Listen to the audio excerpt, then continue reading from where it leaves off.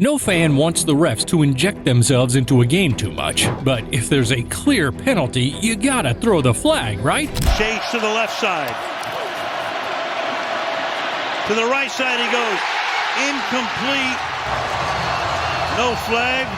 Some refs swallow their whistle while others have their eyes closed in critical moments. Why would they allow obvious game-deciding penalties in the biggest of stages? But they've done a lot worse. Refs have missed calls that have destroyed legacies. Tom Brady, Joe Montana, Peyton Manning. Not many get mentioned in the same breath, but someone else was supposed to be before the refs took it away from him. Today, you will see the worst missed calls of all time. In 1982, it was the catch, one of the most famous plays ever.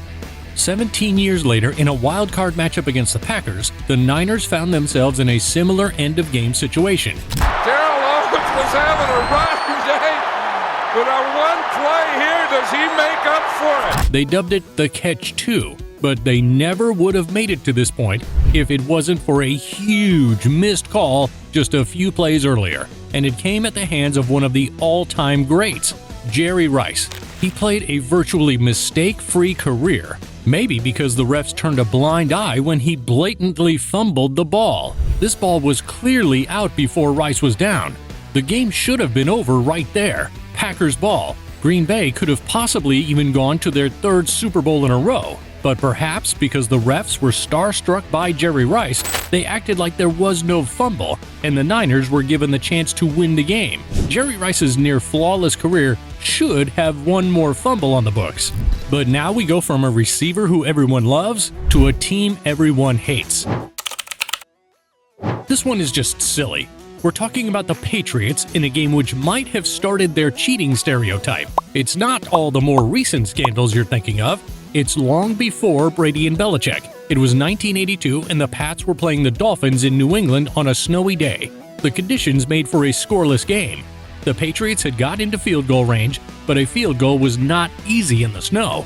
So Coach Ron Meyer called a timeout and implemented a unique strategy. Just a moment ago, the guy who handles the little brush machine came out on the field here to make a place for John Smith to spot the ball. There you see it, that slash mark.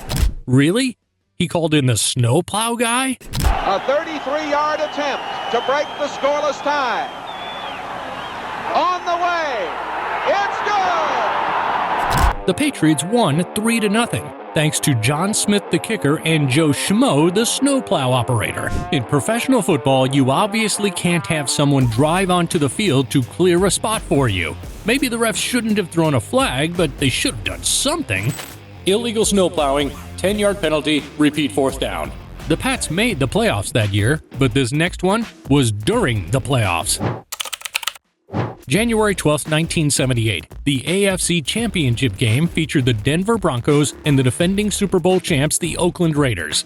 Oakland saw themselves down 7-3 in the third quarter, and the Broncos had the ball on the 2-yard line, threatening to run it in for a score. Denver handed it off to their rookie running back, only to have him screw it up, fumbling the ball on the goal line.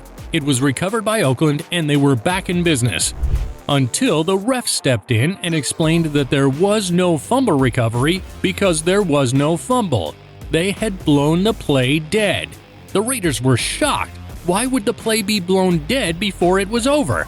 The running back was busy putting the ball on the turf. In the end, the ball remained with Denver, and they punched it into the end zone the next play.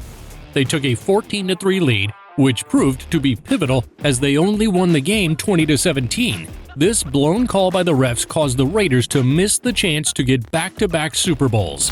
You hate to see a defense not getting rewarded for making a big play, but how about when the defense is rewarded for doing something illegal? After the end of the 2002 season, the Giants and 49ers squared off in the wild-card round. The Giants took control of the game early and were leading San Francisco 38-22 entering the fourth quarter. But as soon as that last quarter started, the Niners began their comeback. Collinsworth was involved in the one. Look at that. What a fake. Garcia, touchdown. After the touchdown, Garcia scrambled and found Terrell Owens in the end zone for a successful 2-point conversion. Now only down 38-30, the fourth quarter rolled on. The Niners stopped the Giants, put together another drive, and notched a field goal. 38-33. Nearing the final minutes of the game, San Francisco drove down the field to get into the red zone. Garcia fires. Touchdown 49ers. The Niners went for another 2-point conversion to increase their lead to 3, but failed. The score was now 39-38 San Francisco. With a minute left, it was do-or-die time. The Giants pushed the ball down the field, used their timeouts, and wound up in field goal range. A 41-yard kick would win them the game. But it was a botched snap, and the holder struggled to place the ball down, so he picked it up. Bad snap. Allen couldn't get it down, and now he fires. Pass interference. So after a pass interference call, the Giants would get another shot at the game-winning kick from a closer distance too. But the refs swallowed their whistle and completely ignored that obvious penalty. Instead, they called ineligible man downfield. But the insane part is that the man was eligible. The refs got it completely wrong and totally missed a clear pass interference, costing the Giants a chance to win and move on in the playoffs. But refs have missed even easier calls that led to undeserved game winners. They call this one the Music City Miracle. But the only real miracle was that the refs went blind at the most important part of the game. Another end-of-game scenario where a team needed one more score to win. This time it was Buffalo down 13-15 to the Titans. He's hit 25 of 34 this year for the game. He got it! Steve Christie from 41 yards. Tennessee was now down 16-15, 16 seconds left. There was almost no chance for them to win, so their fans prayed for a miracle. Dyson and Bird are deep. Taken by Neal.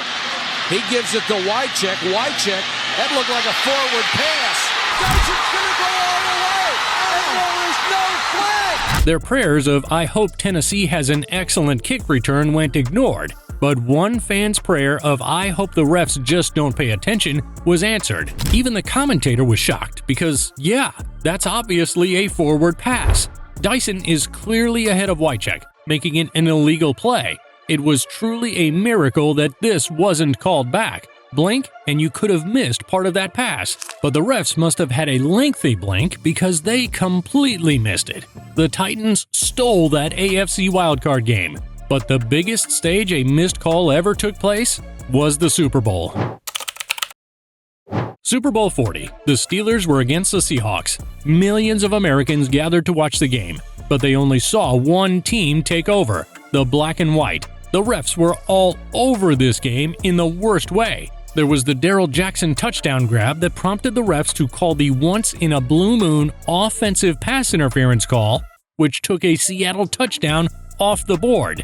Then there was the Roethlisberger dive for the end zone that saw the football fall short of the goal line, but the refs called it a touchdown anyway. People will argue those two moments forever, but all of that aside, the refs really blew it on this one particular play. After all the questionable calls, Seattle was only down 14-10 and found themselves in the red zone. Hasselbeck threw a dart to get his Seahawks on the doorstep. But wait, what happened? They called holding on the offensive lineman, Locklear. Now, maybe he held, maybe he didn't, but the only reason he may have was because the defender was offsides. He was holding Clark Higgins. Higgins came back in, and you're going to see him rush from the outside here. Locklear makes a pretty good move with that right arm. Ooh, I didn't see holding. I mean, you have to be able to jam up in there. Even the great John Madden didn't believe it was holding, so the refs threw a flag incorrectly while missing the actual illegal play. That Super Bowl ended up going to the black and yellow with a lot of help from the black and white. A game-deciding missed call in the Super Bowl is as bad as it gets, but there have been two more missed calls in the playoffs that were even worse.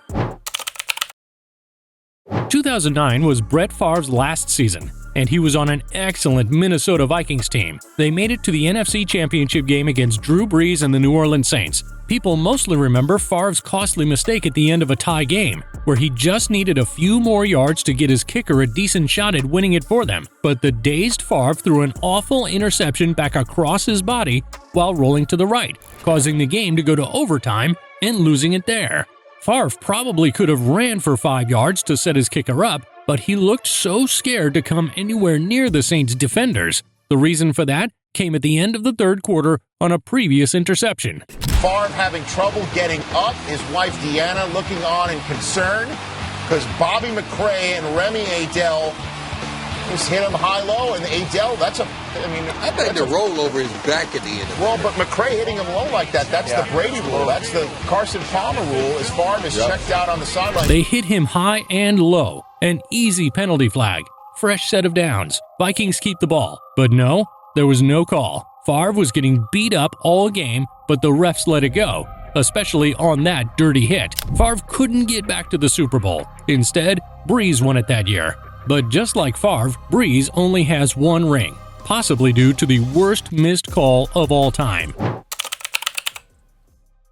Among the greatest of great quarterbacks in NFL history, there is a separating accomplishment. Favre was turnover-prone. Maybe it was his own doing, he only won once. But when you look at the elites, like Brady, Montana, Manning, they all have multiple Super Bowl wins. Drew Brees has comparable stats, and nearly a decade after his first Super Bowl, he and his Saints were gearing up for another appearance. January 20th, 2019, the Saints were playing the Rams in the NFC Championship. The Saints were the third highest scoring offense in the NFL, led by their veteran quarterback who knew how to operate under pressure. 3rd and 10, under 2 minutes left in the red zone. Game tied at 20, Brees threw the ball to Tommy Lee Lewis. Incomplete. But the real question was, how early was he hit? And the two officials talk to each other. Crowd's going crazy as there's no flag right on the Saints sideline. That was absolutely pass interference. How in the world did the officials not call that? The insanity of this missed call led to what happened next. The Saints were forced to kick a field goal and leave the door open for the Rams. The Rams then tied it up with their own field goal and won in overtime. Not only was the world robbed of a legendary Drew Brees-Tom Brady Super Bowl, but the Rams only managed to put up 3 points in that big game. Since the Pats only scored 13, you have to wonder what could have been if the Pats went against Brees' high-flying offense. Brees could have likely won 2 Super Bowls and be immortalized in the highest tier of quarterbacks to ever play the game. But Brees will always remain a one-time Super Bowl champion because the refs didn't see the most obvious pass interference ever. Way to ruin a legacy, Zebras! Thanks for watching. If you liked our video, be sure to subscribe and check out our other videos on the screen.